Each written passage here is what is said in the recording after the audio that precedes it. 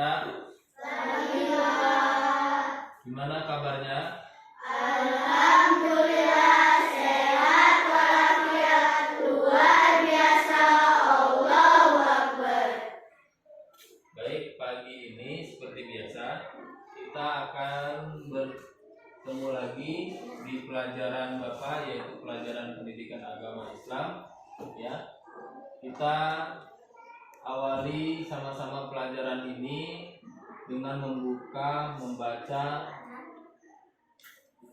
Bismillahirrahmanirrahim. Bismillahirrahmanirrahim.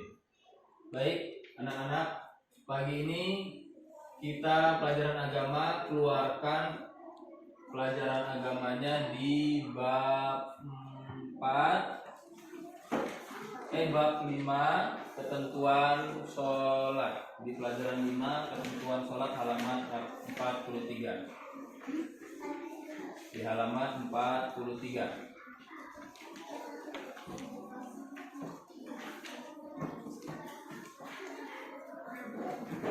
Ketentuan sholat di halaman 43. Sudah ketemu? Sudah. Baik, sebelum Bapak mulai pelajaran, Bapak absen dulu, ya. Bapak absen dulu. Yang pertama, Aprilia Utami. Hadir. Adepa Mesa Azara. Hadir. Alia Rizkia. Hadir. Azam Saiful. Hadir. Aldi Prasetyo. Hadir. Tangan muafat. Basuki Bo. Hadir. Farhan Ali Dastan. Hadir. Galang Hafiz. Hafiz Andika. Iqbal Jainuri. Mutiatun. Maratul. Naura Dikta. Naura Ripatul. Prasasti Ajeng. Reinisa Zafira. Resti Maharani. Septian. Sahila. Fiona. Kinai. Artinya hadir semua. Ada yang sudah, ada yang belum absen? Hadir semua ya? Siapa? Patan.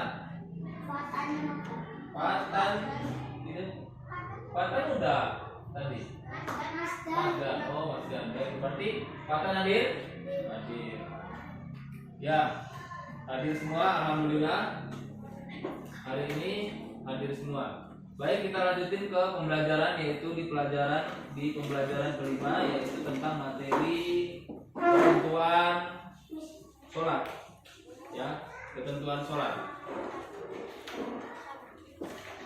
Kita akan bahas ketentuan sholat, yaitu bagian dari materi ibadah. Sholat memasuki rukun Islam yang keberapa? Rukun Islam yang kedua. Satu apa? Satu, membaca 2 kalimat syahadat. Kedua, tiga, zakat. 4, puasa. 5, berhaji jika mampu. Nah, itu adalah 5 ketentuan dalam hukum agama Islam. Ada 5, yaitu membaca 2 kalimat syahadat, melaksanakan sholat, membayar zakat, puasa di bulan Ramadan, terus naik haji jika mampu. Ya. Nah, kita sekarang akan mempelajari ketentuan sholat, memasuki rukun Islam yang kedua. Ketentuan sholat itu wajib. Nah, dalam ibadah sholat itu ada, dalam ibadah kita sholat itu sehari ada 5 waktu atau 5 kali. Yang pertama ya itu sholat apa namanya? Subuh. Terus yang kedua zuhur. Yang ketiga asar. Yang keempat maghrib. Yang kelima isya. Berarti ada 5. Nah sekarang Bapak tanya, sholat subuh berapa rakaatnya? 2. Zuhur 4. Asar 4. Maghrib 3. Isya 4. Berarti ada 2, ada 3, ada 4. Itu bermacam-macam rukun ya rakaat dalam sholat ya. Dan sholat itu ada ketentuannya, nggak sembarang sholat. Apa ketentuannya? Dia ada gerakannya, harus tertib, harus ada takbirnya. Nah ini kita akan bahas di materi pembelajaran tentang ketentuan sholat ya. Sekarang kita lihat video tulis, boleh dilihat. Materi ibadah yang pertama adalah pengertian ibadah. Ibadah itu apa Pak? Ibadah itu adalah menjalankan perintah Allah ya. Pengertian ibadah adalah taat kepada Allah dengan melaksanakan perintahnya, menjauhi segala larangannya. Kenapa? Karena ada dalilnya, ada suratnya. Wa ma khalaqtul jinna wal insa illa liya'budun. Dan tidak aku ciptakan, kata Allah nih, dan tidak aku ciptakan jin dan manusia kecuali untuk beribadah kepadaku. Artinya kepada Allah. Berarti kita ini adalah ciptaan Allah. Disuruh Allah itu untuk kita beribadah kepada Allah. Caranya apa beribadah? Salah satunya yang kita pelajari adalah sholat.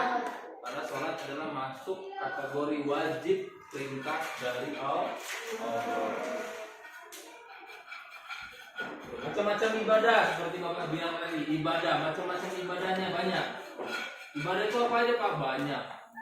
Sholat itu ibadah, puasa ibadah, zakat ibadah, membaca Al-Quran ibadah, berdoa dan zikir ibadah, terus berbakti kepada orang tua ibadah. Ada lainnya pada itu ibadah. Banyak ibadah itu tidak terhitung, tidak bisa terhitung jumlahnya. Saking banyaknya ibadah tidak terhitung. Bahkan kata Rasulullah, senyum itu adalah bagian dari ibadah. Kenapa? Karena dengan senyum raut wajah kita menjadi indah. Yang cakep tambah cakep, yang ganteng tambah ganteng, ya. Dan orang memandangnya pun enak. Orang yang memandangnya pun suka, senang, ceria ya orang itu, bagus ya orang itu senyum. Tapi kalau tidak senyum, maka raut wajah muka kita akan berubah menjadi tidak enak. Dilihatnya tidak menyenangkan. Nah, sedangkan ibadah kita ini adalah harus bisa menimbulkan refleksi pada diri, yaitu adalah menyenangkan. Sholat harus senang. Kenapa? Biar kita mendapatkan ibadahnya, mendapatkan ridhonya dari Allah, dikasih ganjarannya pahala. Coba kalau sholatnya nggak senang, sholatnya disuruh-suruh, dipaksa-paksa, enggak lah, mau lah. Akhirnya sholatnya tidak ikhlas, sholatnya tidak ikhlas, tidak dapat pahala, mukanya cemberut, udah itu tidak dapat pahala. Nah, karena saking banyaknya ibadah sampai senyum pun masuk kategori ibadah. Apalagi Pak ibadah itu? Kamu jalan pulang dari rumah ini, misalkan pulang dari sekolah ini pulang, tiba-tiba di jalan kamu menemukan paku panjang di tengah jalan. Apa yang hendak kamu lakukan? Hah? Mengambil dan membuangnya. Kenapa? Kenapa kalian ambil lalu kalian buang? Kenapa? Ya, biar tidak terkena kaki orang lain atau roda kendaraan orang lain. Nah, itu bagian ibadah bukan, Mbak? Ibadah itu bagian ibadah. Menolong untuk kepentingan orang lain itu adalah ibadah. Ya, berbuat menolong untuk kepentingan orang lain. Saya pindahin lah paku ini, kalau nggak saya pindahin nanti kalau orang lain jalan dia nggak pakai sendal kakinya kecucuk kan kasihan luka. Kalau misalkan motor yang lewat, motornya bisa kena paku jadi bocor. Terus mobil pun sama, bannya jadi bocor. Nah, itu adalah tindakan simpati dan empati kita kepada orang lain. Itu masuk kategori ibadah. Kenapa? Karena berbuat baik. Nah, berbuat baik kamu di mana saja berada, dalam bentuk apapun yang bersifatnya tidak merugikan orang lain, maka itu menjadi nilai ibadah dan pahala yang sifatnya tidak merugikan orang lain. Tapi kalau kamu merugikan orang lain, ya berbuat baik tetapi kamu merugikan orang lain, berbohong, maka itu tidak menjadi nilai ibadah. Nah, lanjut.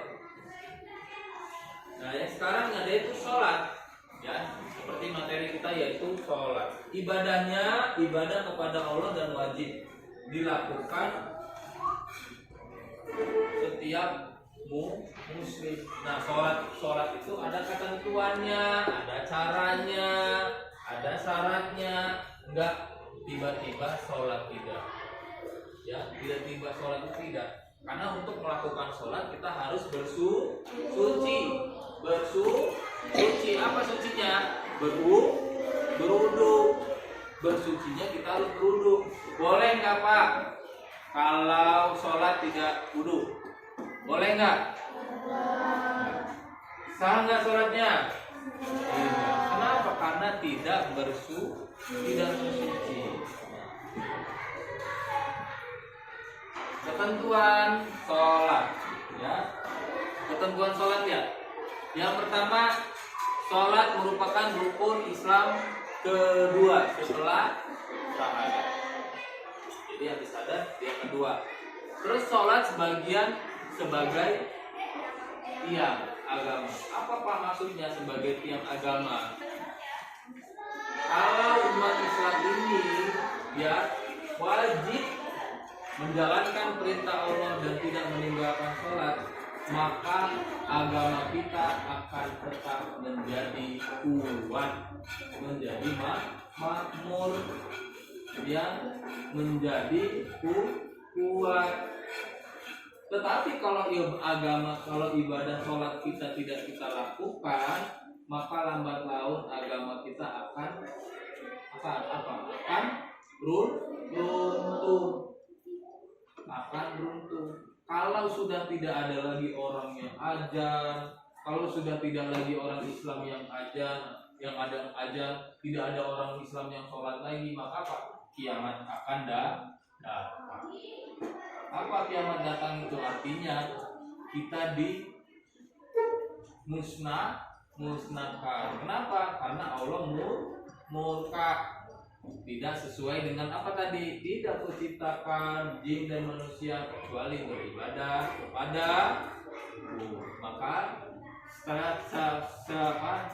kalau misalkan tidak ada lagi yang ibadah, tidak ada yang lagi sholat, semua umat manusia berbuat maksiat, maka datanglah namanya hari kiamat. Nah, maka dari itu untuk membangkitkan supaya tidak datangnya hari kiamat tadi, maka umat Islam harus kuat, terutama menjalankan segala perintahnya Allah dan menjauhi segala larangannya, termasuk sholat. Dia itu tiangnya. Kalau nggak ada tiangnya maka bangunan akan roboh. Maka kalau membuat rumah harus pakai tiang. Kenapa Pak harus pakai tiang? Ya gimana kalau nggak ada tiang? Nanti bangunan atas atapnya roboh, nggak bisa dipasang. Gitu, ya kan? Nah sekarang yang keempat, sholat dapat mencegah perbuatan keji dan mungkar. Sholat dapat mencegah perbuatan keji dan mungkar. Keji dan mungkar artinya berbuat yang tidak baik. Keji itu apa? Tahu nggak keji? Keji berbuat jahat, ya, berbuat jahat. Mungkar berbuat maksiat, ya. Berbuat jahat, dia apa? Mencuri, merampok, membunuh, ya. Terus apa lagi dia? Mungkarnya dia mabok-mabokan, dia berjudi, ya. Nah itu adalah hal-hal seperti itu akan bisa dicegah apabila kita melakukan sholat. Kenapa? Karena sholat itu bagian dari perbuatan yang dapat mencegah diri kita dari perbuatan keji dan mungkar. Kenapa demikian Pak? Iya, karena pada saat kita sholat itu ada bacaan doa. Nah bacaan doa itu yang membentengi batin diri kita, yang menjaga batin diri kita agar tidak berbuat keji dan mungkar.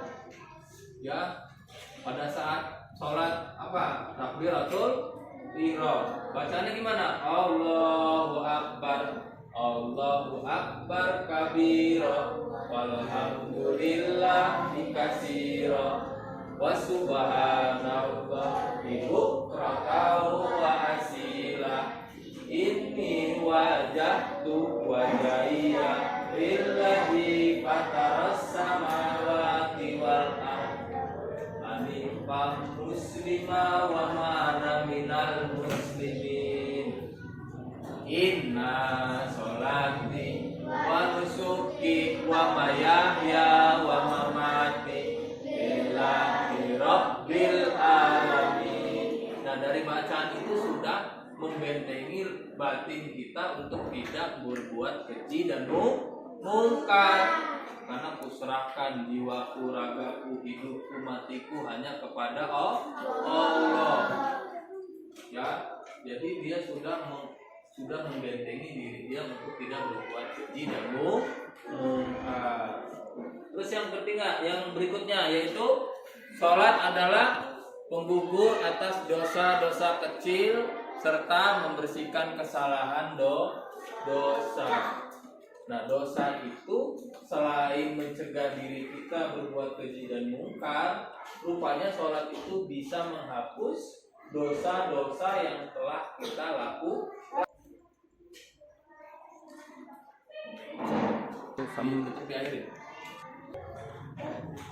Dan sekarang kita selesai sampai di sini materinya.